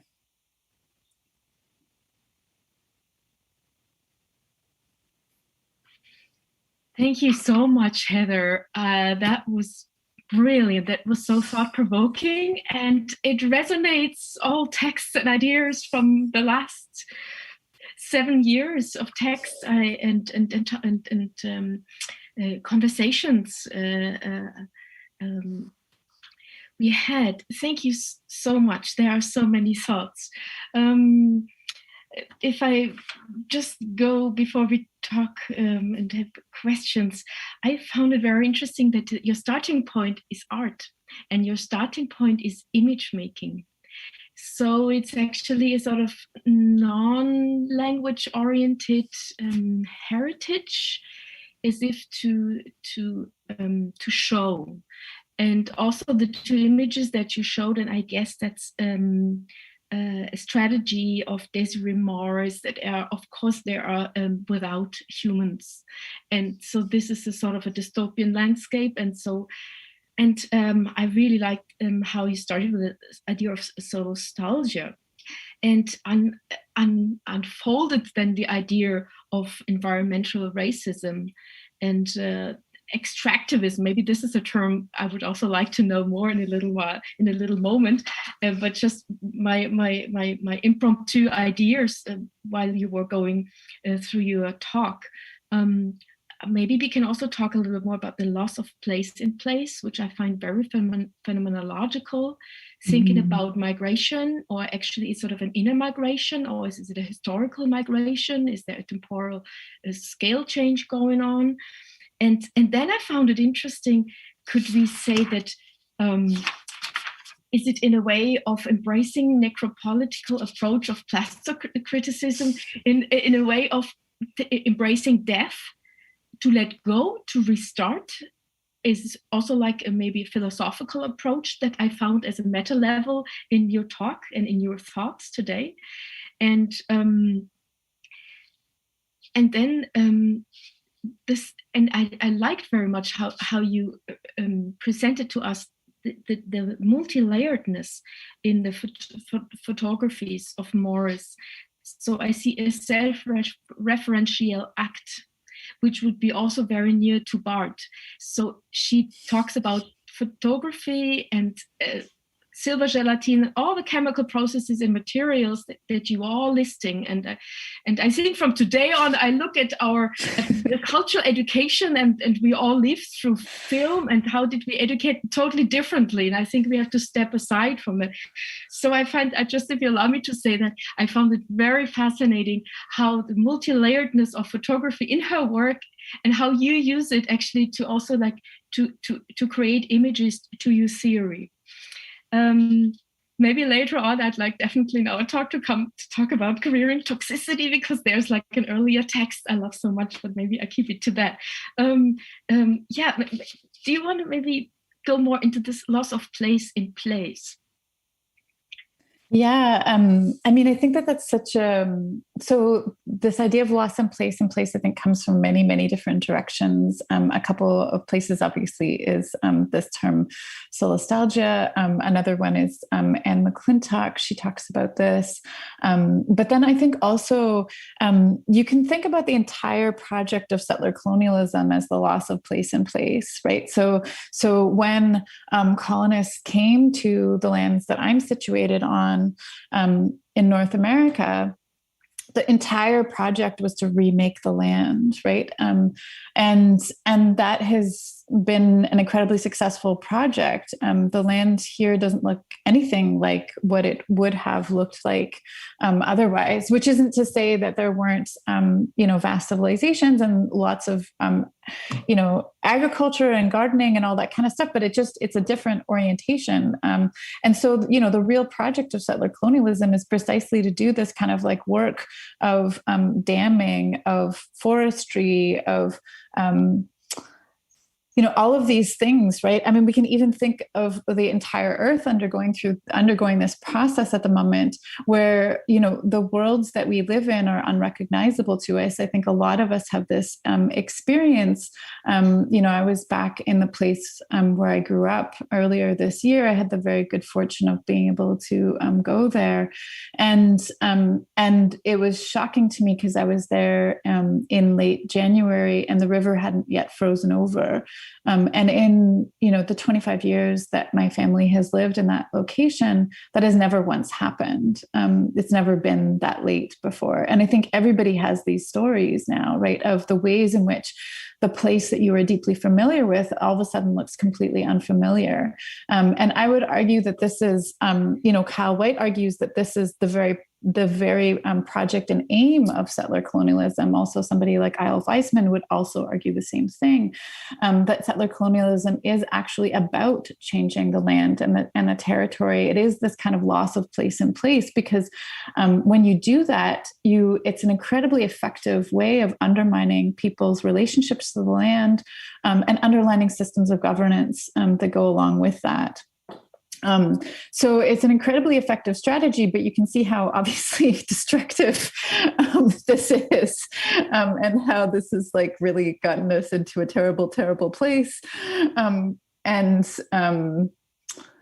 the kind of real violence that something like this, that this type of a project enacts, because it means that there is no place to return to also, right? Like unlike something like migration, where you at least hope that the place that you leave might be there for you to return to, which is obviously not always the case, but that I think is the hope. In the case of what so many people around the world are experiencing at the moment through this very specific type of violence, that there is no place to return to because the place has ceased to exist in the ways in which it once did. And those relationships of the way that the land manifests itself have significantly changed. Mm-hmm. And this is also part of what you also were referring to, but also in your book, I guess there's also a big area of extractivism when you think of that term in connection to plastic toxicity. Mm-hmm. I actually liked it very much that you also said our common understanding is very much the toxicity of plastic is because of the objects that we use, or microplastics that we inhale and get in through endocrine disruptors, through water, etc. But actually, you were also pointing out a very important moment of the production process and the environment and the region, actually, the whereabouts of production. That's the very much the users and the capitalist world is willfully ignoring. Yeah, I mean, I think, Marxist scholars have been saying this to us for, 150 years, maybe slightly longer, maybe almost 200 now, about the kind of effectiveness of capitalism through this kind of process of alienation. And that I think is one of the things about plastic is that it's such an effectively alienated material, right? It seems to emerge as if from nowhere, right? You're just like, oh, look, this thing appeared, right? And it's not because we're stupid or we're ignorant or something. It's that it really is engineered to appear like that. It's engineered to appear with all these qualities as if it does come from nowhere. And it is actually very difficult to trace oil back to its to the place where it was sourced from. I know Ernst Logar, for example, who is an artist based in Austria, has actually been trying to do this work of figuring out where oil comes from, and for years, and with a great deal of research skill and acumen, and it's nearly impossible. So I think that these kinds of relations are very intentionally obscured. And in the case of petrochemical production, it's yet another just sort of really blatant case of ongoing environmental racism, where petrochemical companies are intentionally placed at least in North America, in Black and or Indigenous communities. So in Canada, one of the largest concentrations of petrochemical companies is in southern Ontario, and that's on the homelands of the Amjawang First Nation. So there's this very deliberate move to put the harms of this type of production onto very specific people, and none of this is accidental, or it's incredibly deliberate, and then for those people like myself, we can really kind of benefit from plastic, right? So there's this way in which the kind of violence of it is often obscured to us. And instead we often think about, you're right, like the ways in which we often do think about the potential harms of plastic is in this incredibly individualized way, where we think about the harm that it may cause directly to us, to our body, to my body, or, at the very most, maybe to my children, right? But instead, the harms that are actually being produced is happening in this incredibly highly racialized manner. This is all about awareness, and this is actually I'm thanking you for pointing out these layers of this multi-layered issue and of plastospheres and toxicities, and also, if I just can refer back to a text in 2014, in the ecosystem of excess, where you pointed out one interesting thing. You said that plastic came into use as replacement of ivory and other materials. And it was exactly in the sort of anti-colonialism movement, when it started, this anti-colonial movement. I mean, I found this from nowadays quite ironic. The material replacement, where did it lead to today? If we could rewind history. Yeah, I mean, to me, this really connects back to the thing you were pointing out before, which is that I feel like both of those logics are really tied to extractivism, right? So part of the reason why we end up with so much plastic is because there was like this craze in the mid 1800s, especially for billiards. Like the upper class was like all of a sudden super excited about billiards. I don't know why. Maybe some other historian probably does, but in any case, people just got really excited about this, and everybody wanted to play it. And so there was this real need for billiard balls. And at the time, most of them were made from ivory, which of course is from elephants. And then what ended up happening was people went and just slaughtered all these elephants, and then the populations had declined so much that they realized that they could no longer continue producing billiard balls. And so this is precisely the moment at which, there was put out a $10,000 reward, which at the time was a huge amount of money, for anybody who could manufacture a synthetic material to replace billiard balls, which is where celluloid comes from.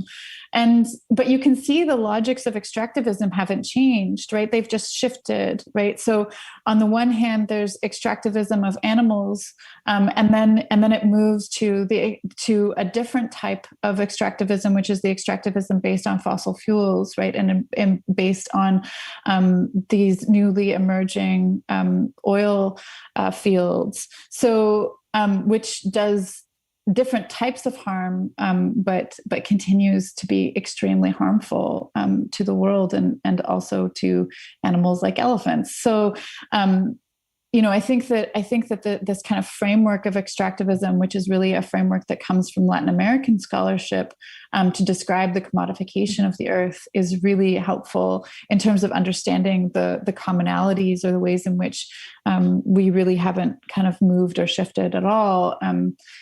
Just as an aside, it's like part of the reason why sometimes the term vegan being used for plastic materials, to me, feels a little bit ironic. Absolutely. So not to reduce it, but still it is more than ever, it is always, it's a constant renegotiation.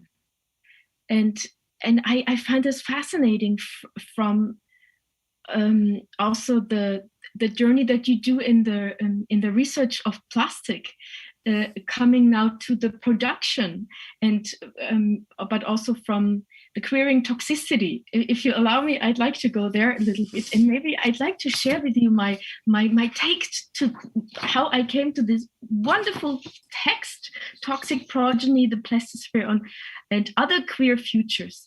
And the context is that we have worked, and we are working together with a wonderful Chinese American artist, Mary Magic, and she has had a stipend and worked and lived in Indonesia, in Java, and in Yogyakarta, in South Java. She was researching the river Chode, and she made an interesting installation that we showed last year, and she is very much about molecular queering, and how we all actually, through the plastosphere, and we are actually queering, and forget about binary and etc. And so actually, in reference to her work and also to other contexts, I really would like to quote this wonderful idea of yours.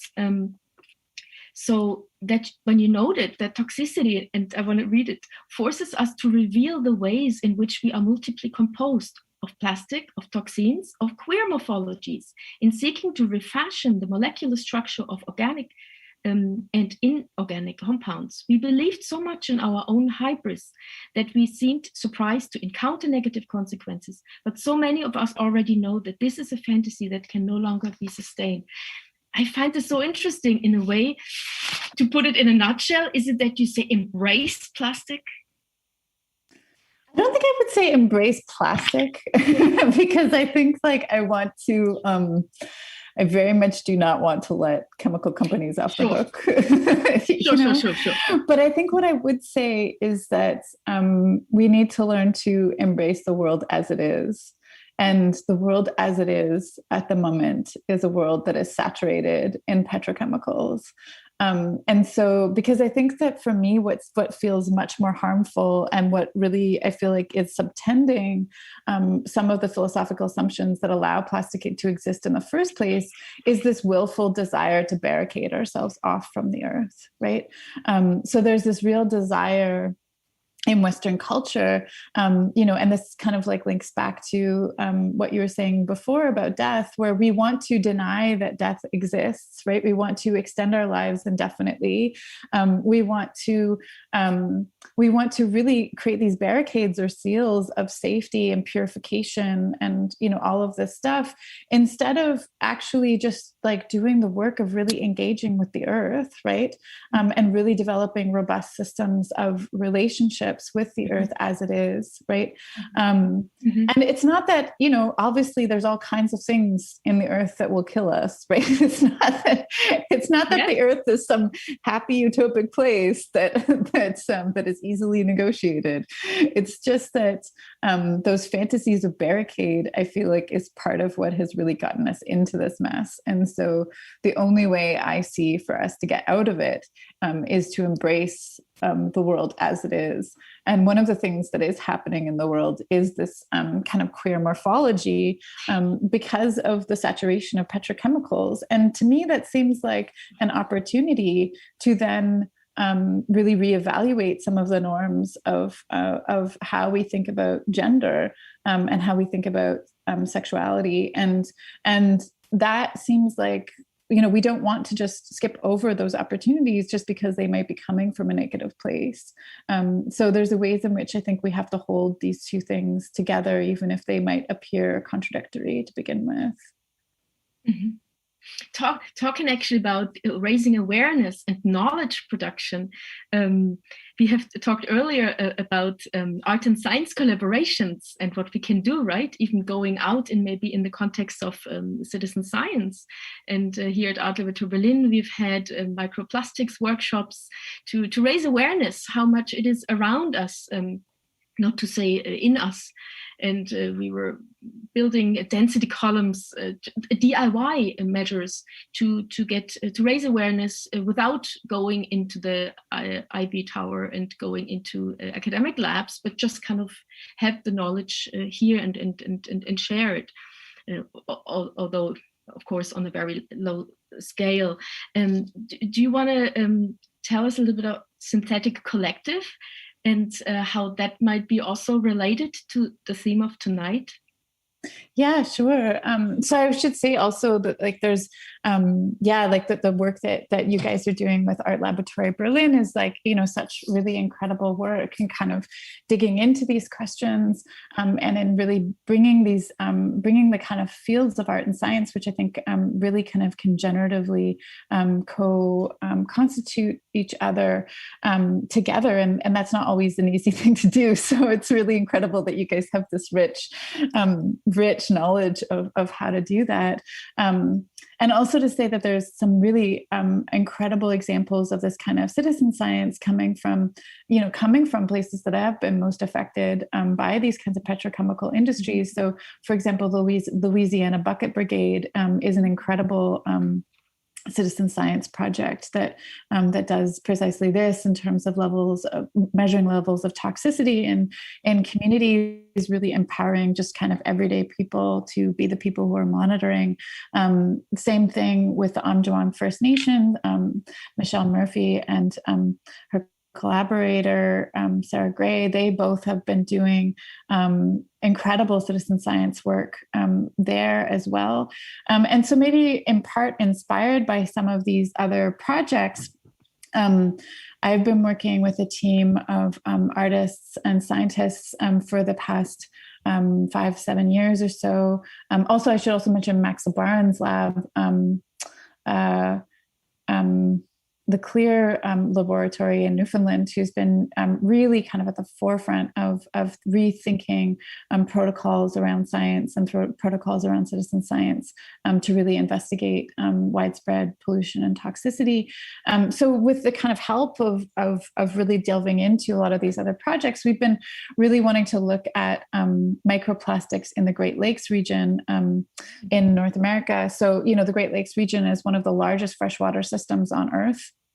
And so it's incredibly important as a body, and very few people have looked into the types of microplastics that are there. And in particular, the first thing that we did was we really wanted to look at the direct industry runoff. So, you know, just like the ways in which you're speaking to before, where we often think about plastic and plastic pollution in relationship to post-consumer practices, we wanted to look at pre-consumer practices. So, as I mentioned, there's all kinds of petrochemical factories that line the Great Lakes region. And as they are making, so plastic manufacture, I should also say, is often kind of a family-run business. It's not really like these giant conglomerations. It's often small factories, many small factories that produce plastics. And in and around the Great Lakes, I forget exactly the number, but I think it's around 200 plastics manufacturing. And what happens is that as they're manufacturing plastic, it gets produced as these very small little pellets that some people call mermaid's tears, or you might have heard them as nurdles. But those pellets often, because they're difficult to collect, when they fall on the factory floor, they often just get dumped straight into the river, or into a river that often goes straight into the Great Lakes. And so we wanted to really use the tools of art and science collaboration, both to actually do a real survey of this, and then also to do a scientific publication, as well as an artistic exhibition that also is attentive to a low carbon footprint, to really kind of explore the multiple dimensions of this pre-consumer plastic waste that goes directly into the Great Lakes system. Great. We will all definitely follow this project, and we are very looking forward to your book and all the publications upcoming. Heather, thank you so much. It was a pleasure.